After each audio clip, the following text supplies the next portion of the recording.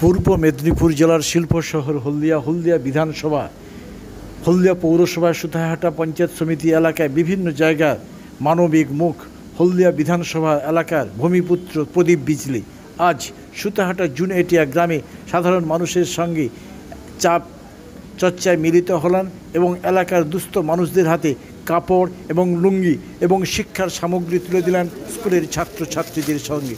আপনারা দেখছেন হলদিয়া নিউজ।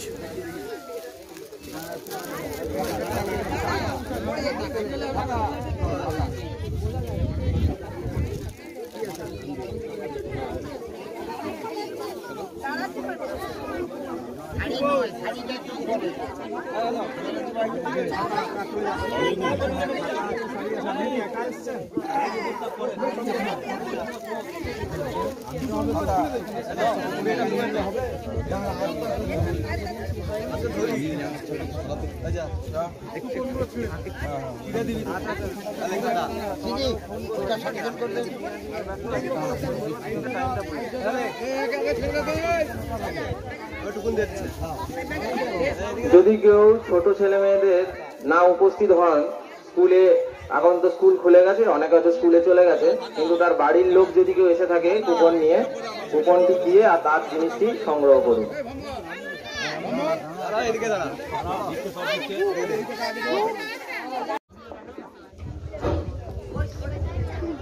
উপস্থিত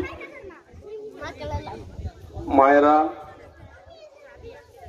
আপনাদের চরণে প্রণাম এবং যারা আমার গুরুজন তাদেরও প্রণাম এবং উপস্থিত আমার সমবয়সী যারা আছেন এবং ছোট ভাই বোনেরা, সবাইকে আমার তরফ থেকে আন্তরিক ভালোবাসা ও ধন্যবাদ জানাচ্ছি।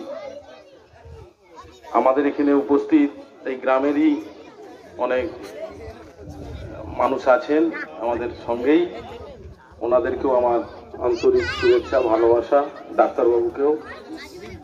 তা আজ এখানে তো মানুষের হাতে কিছু তুলে দেওয়ার জন্য এসছি, বলার তো সেরকম কিছু নেই, তো বলতে বলা হলো, এটুকুই বলবো। আজকে নয়, আমি সারা বছরই বিভিন্ন ক্লাবের মাধ্যমে, বিভিন্ন পুজো কমিটির মাধ্যমে, বিভিন্ন স্বেচ্ছাসেবী সংস্থার মাধ্যমে আমি মানুষের জন্য কিছু করার চেষ্টা করি।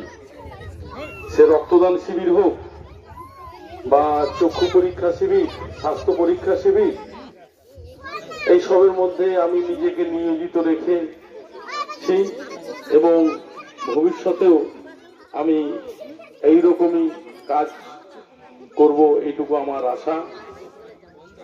আমার পরিচয়, আমি এই গোয়াবাড়া অঞ্চলেরই বনগোপালপুর গ্রামের ছেলে, কিন্তু কর্মসূত্রে আমি হলদিয়ায় থাকি।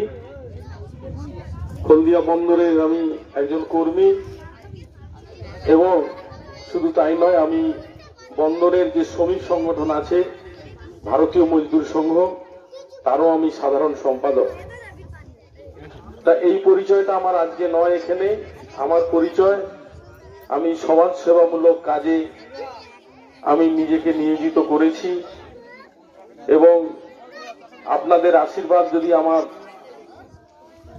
মাথায় থাকে, নিশ্চয়ই ভবিষ্যতে আরো অনেকবার এখানে আসব এবং আপনাদের কাছে আরো যাতে আমি বেশি বেশি করে সাহায্যের হাত বাড়াতে পারি এই আশা করি রেখে আমি আমার ক্ষুদ্র কথা শেষ করলাম। সবাইকে নমস্কার, অভিনন্দন, ভালোবাসা।